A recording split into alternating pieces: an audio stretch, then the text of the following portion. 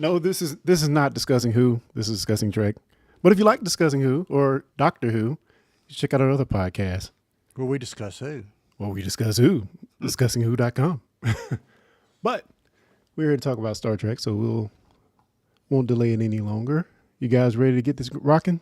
Let's go for it. Hello, everyone, and welcome to Discussing Trek. Today we are reviewing Season 2, the Season 2 finale of Star Trek Strange New Worlds, Hegemony.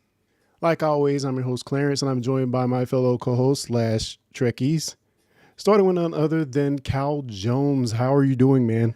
I am doing quite well. Glad to be here as always and looking forward to hearing what you guys think about this episode. As am I. And also on the podcast, we have none other than Larry Irby. How you doing, man? I am hanging in there, man. How about you? No complaints. Just ready to dive in and talk about this episode. Of course, what we do here on this podcast is talk about Star Trek. So if you're into that, make sure you're following us on the socials and also check out our website to see what we've been up to and catch up on any episodes you've missed that you want to hear us talk about. We talk about pretty much all of them. So at least the new Trek. We've done all the new Trek. So definitely tune in to those outlets. But we're going to get right into our review of Strange New Worlds Hegemony, which was written by Henry Alonso Myers and directed by Maja Vrvilo, which I am hoping I'm saying right.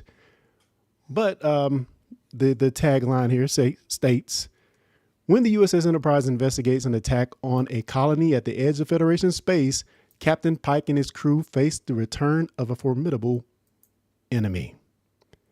And Mr. Jones, if you will bring us into our spoiler warning here, sir.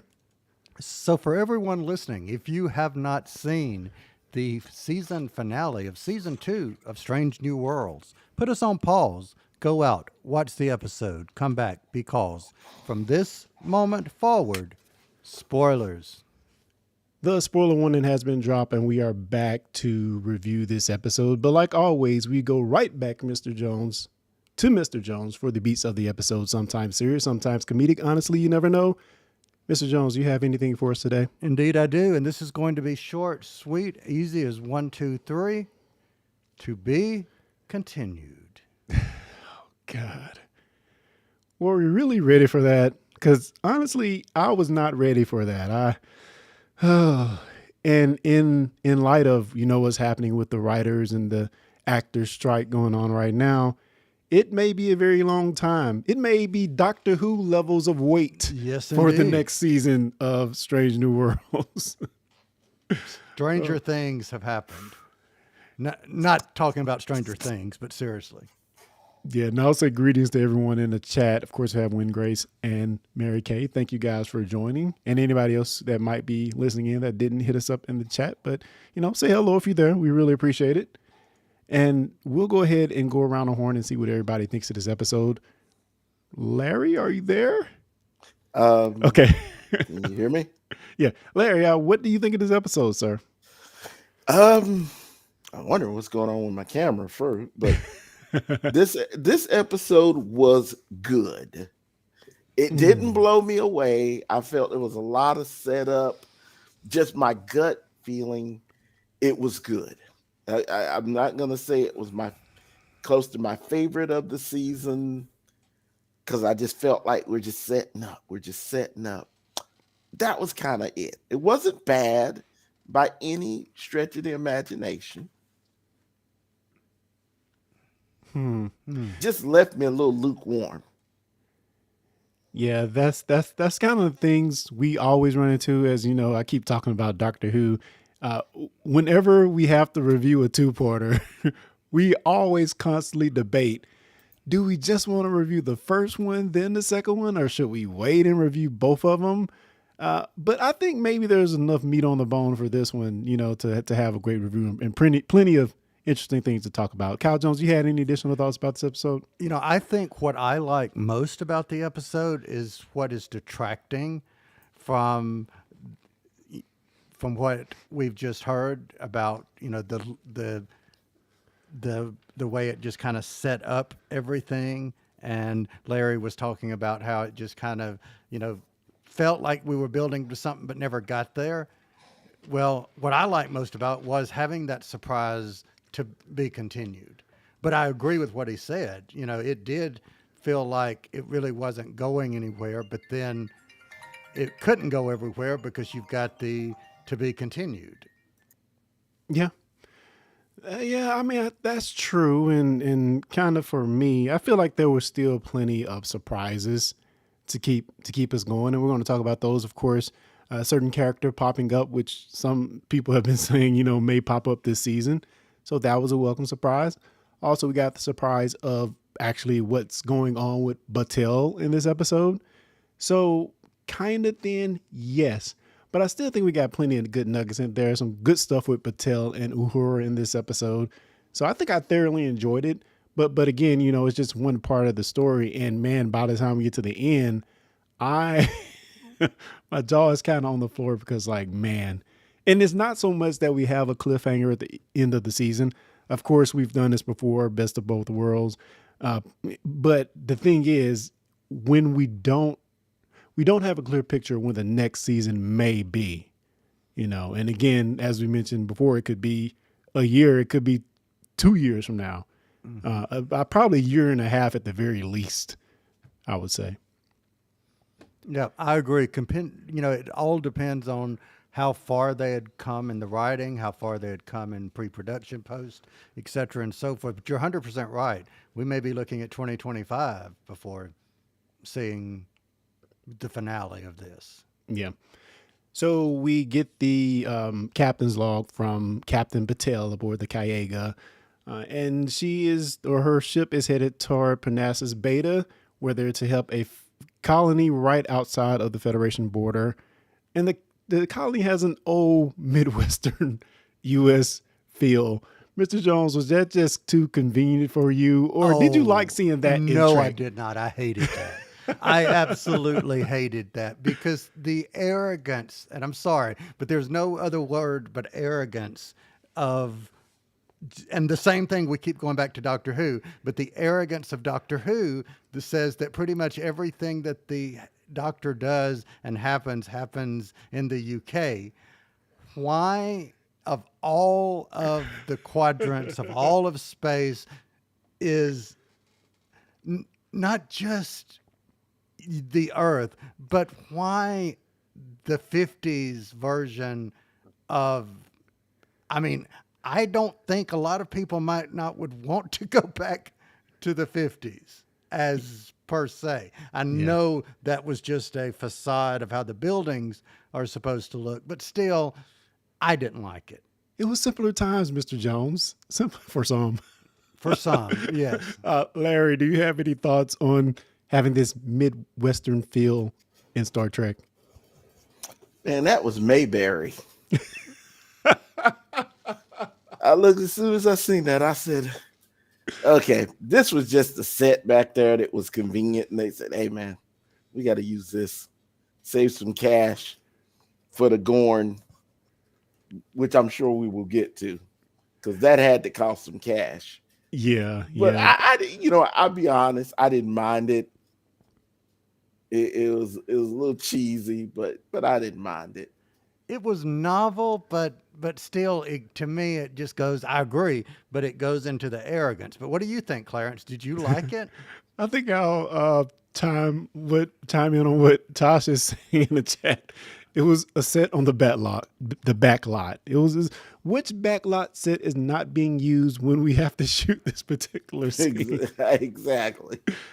I didn't really have a problem with it. For me, like many things in this episode, it really harkened into TOS era episodes, which a lot of them are like this.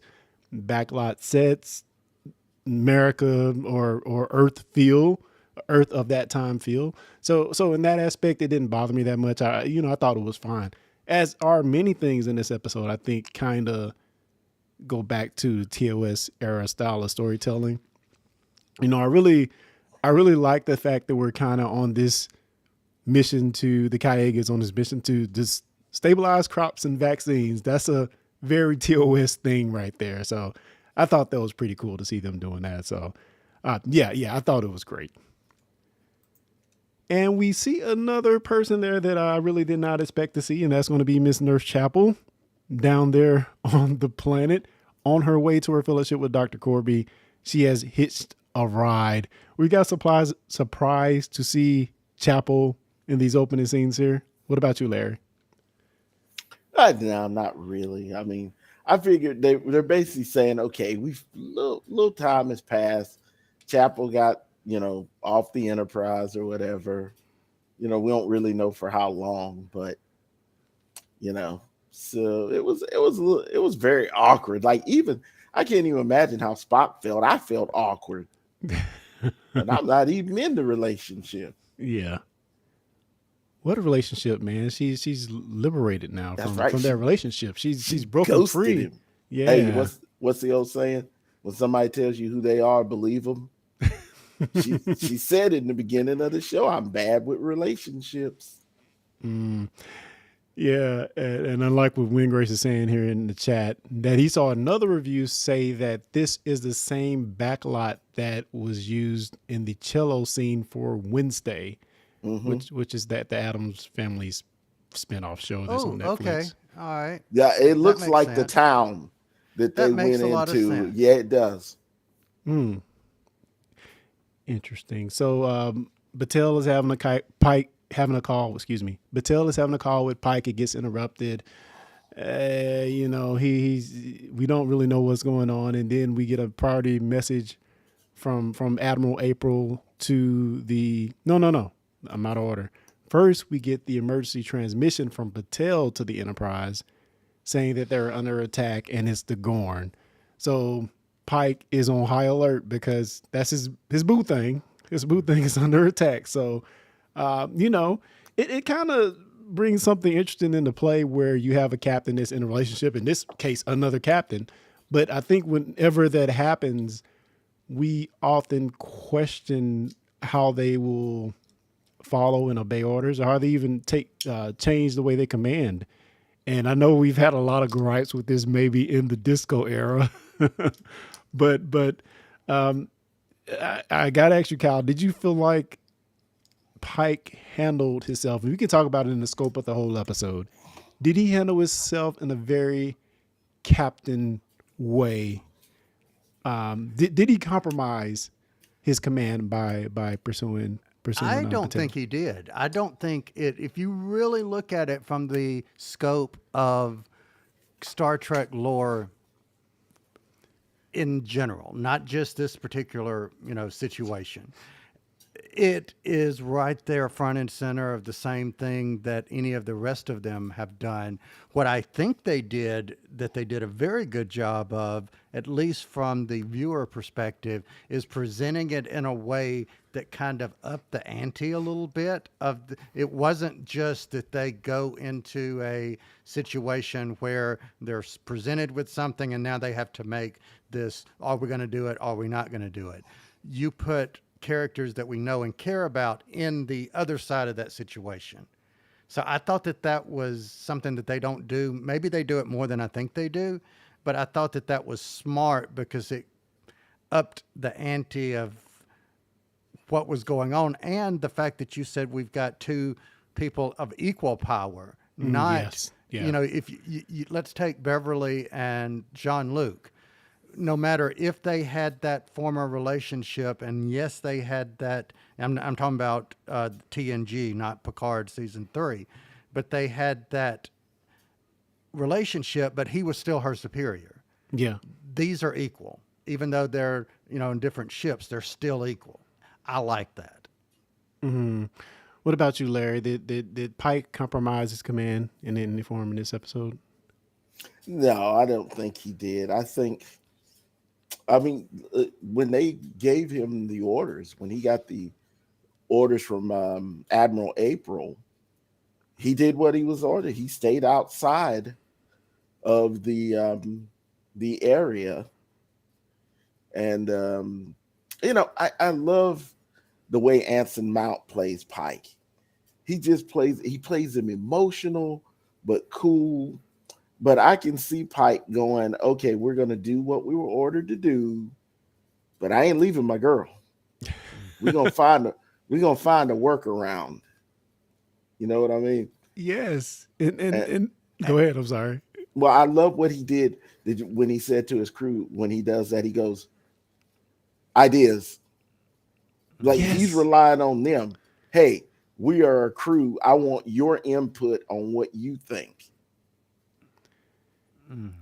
Yeah, and I think for me, that's what really made it a new spin, made it interesting. Is that, of course, he skirted the rules. He skirted what he was told. He found a way to do it without in a covert fashion. Let's follow this asteroid, this debris down here. Look like debris, get in and get out. So, in that aspect, I always like when they kind of are clever in their approach to skirt the orders.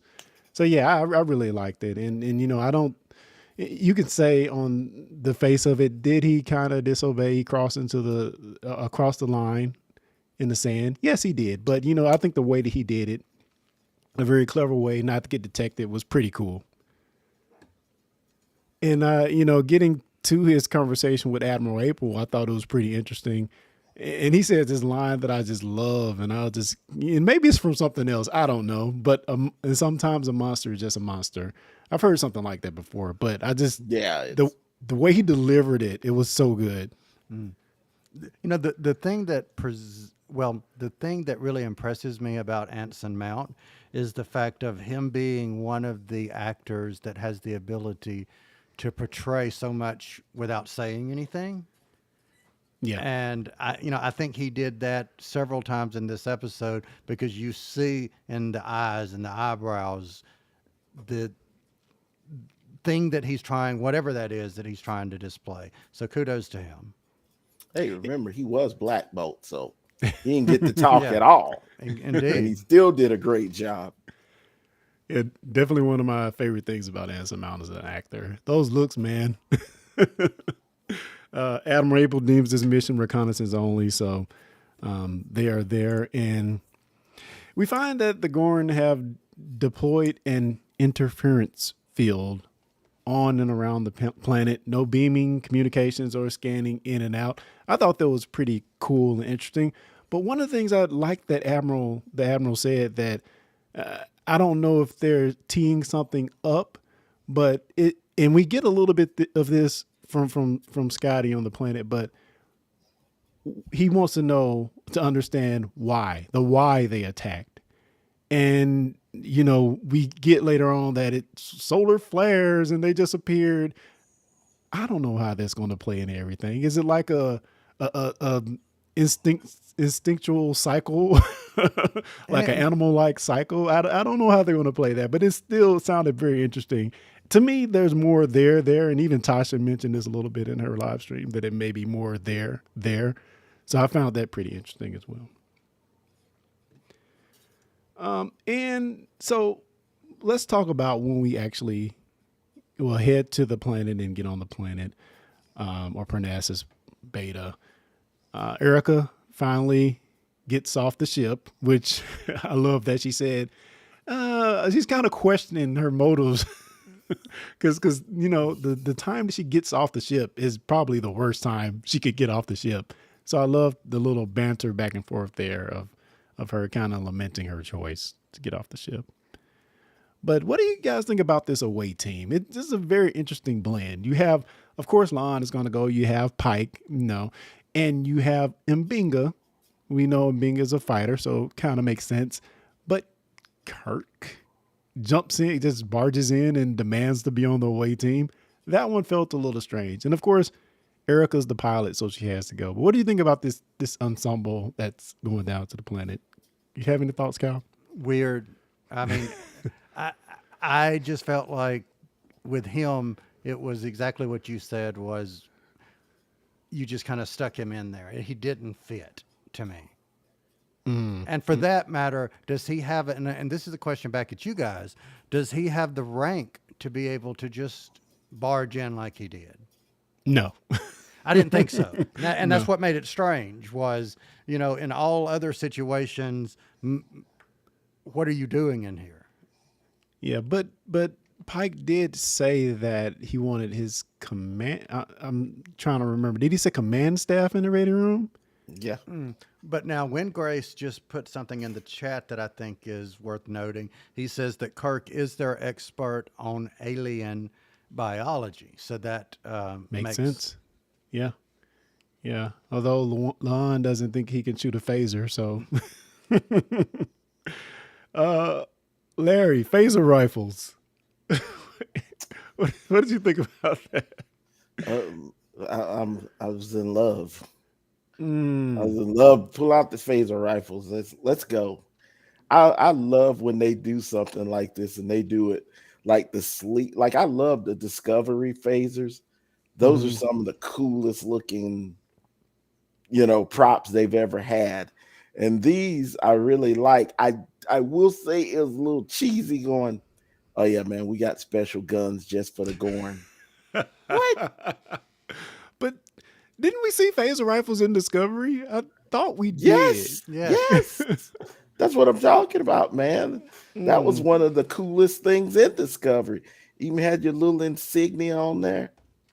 I'm all mm. about the insignia, man. Let me pick up a few comments here. Justin saying, I thought Pike acted how most Starfleet captains would have been over the years, would have, wow, I can't read this, would have acted in situations like this. So he says he was very on par with how Starfleet captains have acted over the years, which is yeah, I guess so. I guess so, as you said, Cal. And Tasha says that Kirk being there was simply to give Kirk some character development. And as you said, Cal, Kirk is an expert on alien biology, which did make sense. Oh yeah, the nitrogen grenades, as Wingray says, but the Discovery have the grenades. Oh They had man, grenades. yeah, the nitrogen I grenades don't know if that they was had a little weird to me. nitrogen. Yeah, that felt a little weird. That felt a little weird to me. Yeah, they had some Nitro 9. That's what it Mm, was. wow, that's a deep cut, sir. Deep cut. I get Put that in the chat if you know what that refers to. Or send us feedback in to at Discussing Trek on any and all social There you medias. go. Yeah, so let's go ahead and talk a little bit about the Gorn on the planet. Again, they went back to this horror aspect with the Gorn, which I don't know if I want to see that every time we see the Gorn.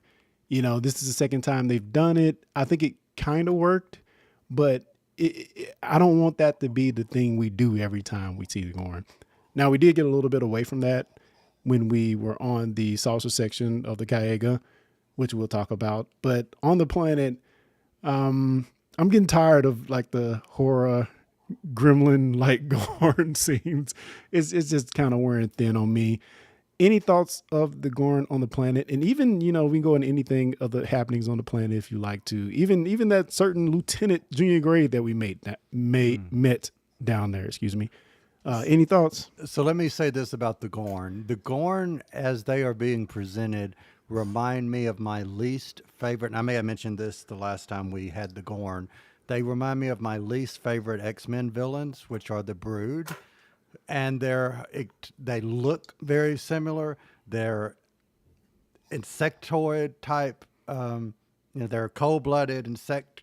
They lay eggs in you and they turn you into them. Well, that's the same premise. I hate the Brood and I don't like the Gorn because of the same reason. So there you go. Any thoughts, Larry? Well, I disagree. I love the Gorn. Absolutely love them. I love that behind the scenes. I mean, that suit is massive. So it weighs like Yeah. 100 pounds, man. Yeah. Beautiful. But I'm going to go into one of my favorite characters in all of Star Trek, and that is Montgomery Scott. I was thrilled and I was not happy all at the same time because Do I was like, tell. are y'all just going to put every legacy character in here? Because I was like, okay, now I got a bunch of people who I know nothing's going to happen to. Well, is it going to get it? Well, Scotty ain't going to die. Pike ain't going to die. Spock ain't going to die. Chapel ain't going to die. Mbanga ain't going to die. La'an and Ortegas need to watch out because Yeah. they the only people that ain't got no plot armor in this whole Yeah. thing. And But I did. Pelia, she doesn't You have That's armor. true. That's true. But I did love the actor's portrayal. He didn't go over the top with it. He wasn't trying to be James Doolan. He was just, and he is actually Scottish. Yeah. I don't know if you guys knew, but he was, I enjoyed him. It's not like he did anything awesome, but he didn't do anything wrong either. I thought it was very good introduction to Scotty, but I'm just like, there's no more legacy characters. His introduction of Scotty to me went over, at least in first introductions, a lot better than the new version of Kirk. Now, he's grown on me, but as far as first impressions, this was a lot better to me, a better first impression. Oh boy. Clarence, what do you think? I thought he did a good job in the role. I mean, I would say great. As far as the acting, I thought he did a great job. I mean, for me, where I always get the hang up is on the look. And Because he doesn't look like Jimmy Doolan at all. At all. Just it's sort of like Kirk as well in this series. They don't look anything like the characters, which is fine. It's okay. I'm just nitpicking here, but beyond that, I think he did a great job. And will he be like Kirk was this season? Is he just going to start popping up throughout the season, or is he like going to be a staple? He's going to be a main cast member come next season. Well, he has nowhere to go, per se. Yeah, his ship was destroyed, which he was on a research vessel, which I thought was pretty cool. The Star Diver, which is a solar research vessel, and it turns out he wasn't a great student as well. Pele has a long line of students that weren't so great. So I was like, yeah, I've kind of done that before. We're doing that again. Okay. But yeah. Oh, by the way, our friend Tasha has something wise once again that she says, just FYI. Let's hear it. I agree with Kyle. Oh, well, it happens from time I just to said, time. it was wise. I can't help it. Oh, let's pick up a few comments here. Wingray says, then get ready for when season 3 has a 6-month time skip and McCoy is a doctor while Mbinga is still in captivity. Oh, please no. Now, I too thought they may do a time jump at the beginning of next season. I thought they may say, okay, let's live with the consequences of what happened in this episode for a little while. Let's let, as Tasha pointed out, let's let Chapel go do her residency or whatever it's called and come back, get back on the ship. So I do think we're going to see a time jump. I don't know about 6 months, but and I hope we don't get McCoy into like the last season. Come on, guys. No. Johnny Fitzhugh says, my biggest issue with this episode is that they seem to be surprised the Gorn are intelligent. I mean, they operate starships. Well, that's the thing with me and the Gorn, and I'm really happy that we finally got to see an adult Gorn in this iteration, because they even said in an episode that the flares may be triggering an instinct for them to go out and pillage and mate. I'm not quite sure. Did they say mate? Anyway, to go out and attack, and that's kind of the road they were going down. But there's a whole technological side that we don't see, other than knowing that they have ships, knowing that they travel to stars, knowing that they got these pretty cool, almost Halo Arbiter type suits that the adults have. No more Barney loincloth for our characters. But yeah, there's a whole side of them that we haven't seen, and I really, really want to get to see more of that side, and hopefully that's what we'll get in the next season. I mean, we did get to see a lot of fancy, cool stuff in this episode, so they can't give it all to us at once, right? True. Good point. Oh, wait, Discovery was dead. Okay. Yeah, and let's move along a little bit. Scotty figured out a way to make a transponder, a Gorn transponder, which that's very Scotty.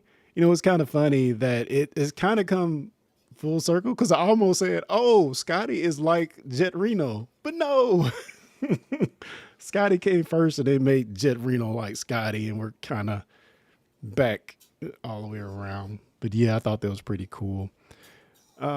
So you guys surprised when Battelle kind of stood face to face with a Gorn and looked down into the eyes as if she was not afraid of death? I was not. You was not, because you knew what was going on. I knew what they were going to do. As soon as we got to the planet, I said, I don't know why, but I was just feeling Ellen Ripley all over. I said, that's Alien for anybody who doesn't know. Yeah. I said, she's infected. So I want to take it a little bit in a different direction. My beats of the episode almost was Fear the Walking Gorn. And I maybe should have went that way instead, because it reminded me of the Walking Dead universe of shows, because you've always got this episode where someone's been bitten and they're hiding it until the very last minute. That's what it felt like with me here, was she was hiding that she had been infected or impregnated with the eggs or whatnot. Yeah, that would have been some good information to know up front. I mean, even though it would have soured their reunion, but yeah, she kind of put everybody else at risk by not telling anybody. Yeah, and here's a question: how did she know what? Because I haven't heard them say from the other, unless they scientifically figured this out. It could have been off screen. How did she know the gestation time for the eggs? I think they said it, and we saw it in the last All Those Who Wonder, I think is the name of the episode. I remember that, but I don't remember them saying the exact like, oh yeah, that takes this many days for. Well, that was kind of the fear with Himmer. So yeah, I don't know if they gave us the exact time, but I thought it was like a couple of days. So yeah, and I love what Pike says, and Pike just keeps dropping these gems, and he says, "Trust me with the truth." Just looks her straight in the eye, and she tells him so. So let's get into a little of Uhura and Pilia. Pilia kind of stands in as Himmer's replacement here, because Uhura and Pilia work together to try to figure out what the heck is going on, and they triangulate the signal, the dampening field, or the the counter signals that is not allowing transport communications and scanning, and they figure out which, if it's not allowing scanning, how did they do it? Anyway, they figure out the origin of the counter signals, and they come up with this great plan. They deduce that it's Gorn tech, and they come up with this great plan to deorbit the saucer section of the Cayega and make it seem like it's just debris falling, and destroy the signal inhibitor. I thought that was pretty freaking cool, a great idea, but it leads to just some great shots and some great scenes. Spock says, "I'm the only one that could do this." Of course, he is scared that Nurse Chapel is dead, but he's going over, he's doing his thing.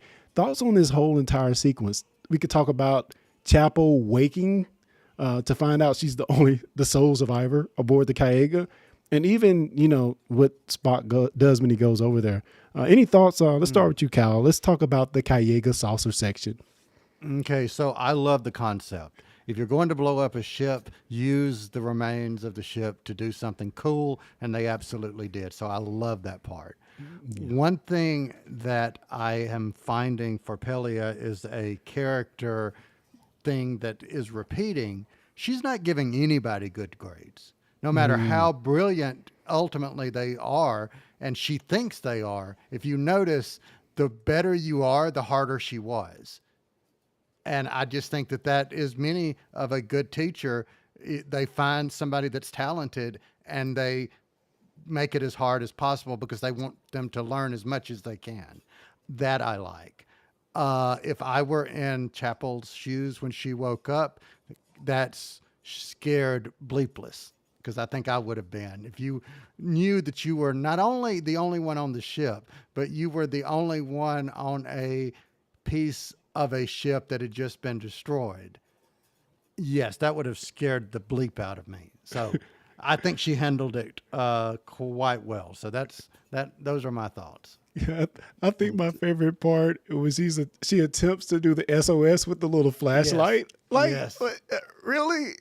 But did you think for a minute that there Look was at- actually somebody going to see her? Because I thought for a minute somebody actually would at the last minute see the light, and then Yeah. somebody. I figured we would have a scene of somebody saying, "Well, number one, our sensors aren't picking up anything," and then they say, "Oh, look, what is that light?" And then they zoom in. That's what I thought was going to Yeah. happen. And it was so cold for them to like, let's do a visual confirmation. And one of the bridge crew says, "Oh, sick bay's gone." Like, no, y'all are so cold, man. Let's zoom in to see I sick bay go. I gotta say, this is where I had a lot of problems. Uh-oh. A lot of them. Okay, number one, you mean to tell me Chapel can't be the only person that was alive? And y'all just Yeah. blew the rest of them people up, man. Okay. Number two, after Uhura talks with Guinan, Pelia, Mm. you remember that? They're doing the same thing that they did with Guinan. People talk to you, you're the spirit animal. And they talk to you and then they go figure everything out. Yeah. Yeah, man. I had to go talk to Pelia. I had to go talk to Guinan. Now I know what to do. Yeah. That gets ridiculous.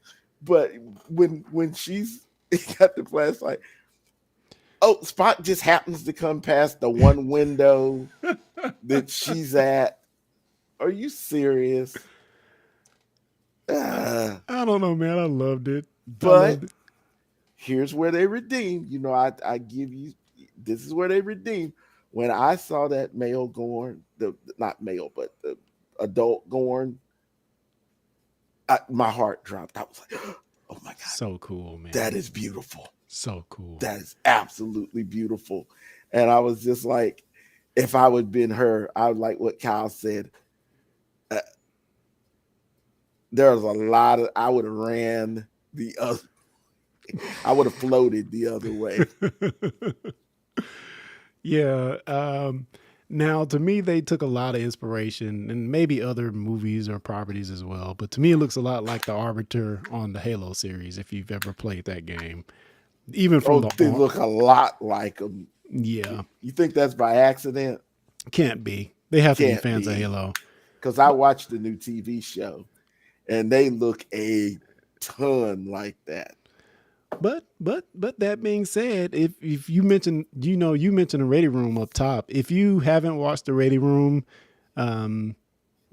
definitely check it out, because Will Wheaton takes a in-person tour of that studio that does their props and design, and did the design of the Gorn.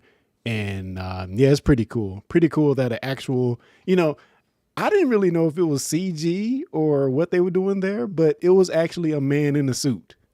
So kudos for them for doing that, because it looks fantastic. And that, you got to give credit to all the hard work they put into these scenes, dressing down the bridge to make it look ravaged in different parts of the ship. That's a lot of work.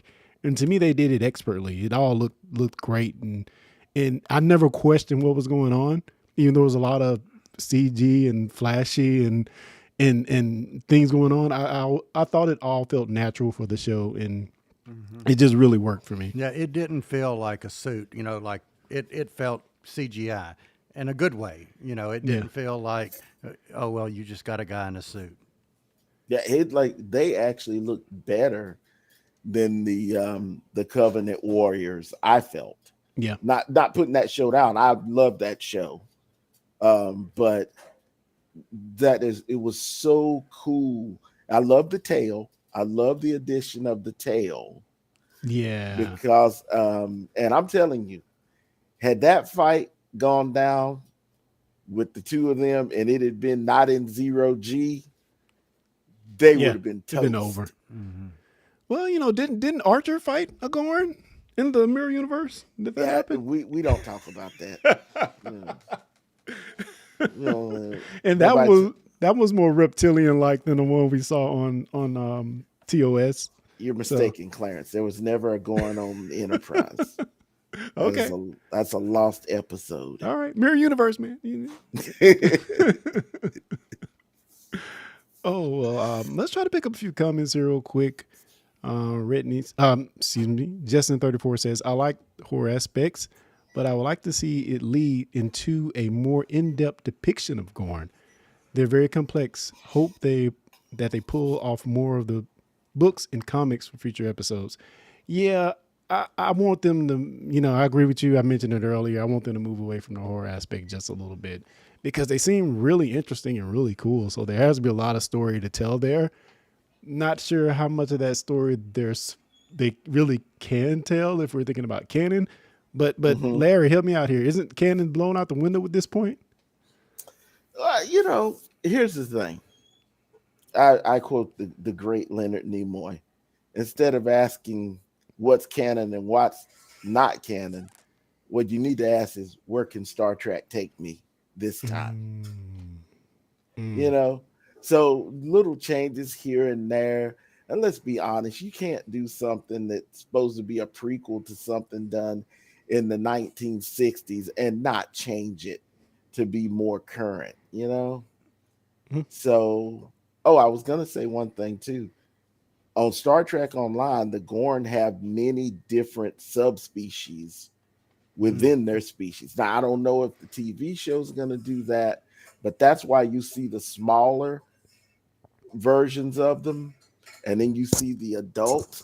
I mean, there's possibly multiple different types of Gorn. Mm. And you know what would have been really cool if they would have established that as you are taken over, your first Gorn incarnation, I would call it, for lack of a better word, is a humanoid version that then goes on to more of the reptilian version that we've been seeing. That would explain then the version that we see on the original series. That was someone who was turned, who hasn't fully transitioned into the full Gorn. Yeah, interesting you should say that. I don't know if they're going, you know, you saying that they may have been human and turned more animalistic. I think they may be trying to go in the other direction. They mentioned in the episode the Gorn younglings are working together instead of fighting for dominance. And La'an seems to think that's very strange for them. You take that line, you take the idea of these solar flares, and we get to the end where they do bring down this field and they're able to start beaming up people. For, of course, they get Spock and Chapel first, and then they get Pike, Scotty with the doohickey thing that he made, with the transponder box that he made, along with Patel. But it really makes me think if maybe the Gorn are evolving. Maybe what we see of them now is not what they're going to be by the time we get to TOS, or maybe they've been evolving over all these years. Maybe they need the humans for some specific part of that evolution. I don't know, but I do think there's a lot more story there that we're not getting, and it seems interesting. So I hope they keep going down that line. I still think there's plenty of room to explain maybe we don't, why we feel like why we feel differently about the Gorn by the time we get to TOS with Arena. So I mean, I think they have plenty of room there to fill in the story and make it awesome. But I'm enjoying it so far. So Keep in mind one thing about the aspect when they're on the planet. La'an had only seen them when they were in full mode, like when she said they use people for breeding sacks. mm-hmm. And then when they first erupt, they're fighting for dominance. But maybe they fight for dominance when there's not an already another adult around, right? You know what I'm saying? So maybe this is, I mean, I would love to see the inside of their ships and Yeah. see what the technology is. Because I always picture their ships being a lot like the Wraith from Mm. Stargate, that like, what would you call it? Mm-hmm. Biomechanical ships. Yeah. Yeah, that would definitely be interesting to see what's going on inside of there, because the ships look pretty darn cool from what we saw from the outside. So I definitely want to see more there. Windgrace makes a comment here that I didn't realize, but that is right on point. The new Halo show, which is also on Paramount Plus. I'm gonna try to figure out what is the effects company for Halo and see if it's the same company, because it's very possible, very possible. I And I don't forget, know because this looked better. yeah, I somehow forgot that it was on Paramount Plus, but you are exactly right, sir. Well, Eh, if next week if we see any Mjolnir looking armor, we'll know. But they Or did next have, season. yeah, next season. But they did have some type of armor for the Gorin in here that looked very similar, as we said before. So I don't know. Yeah, we'll see. We'll see if we get some in there. We'll know that something is definitely gone wrong here. Any other thoughts about this episode? Of course, you got the cliffhanger. Until next time, whenever that's going to be. Any other thoughts about this episode, or anybody in the chat about this episode that we'd like to bring up before we kind of close out here and get ratings?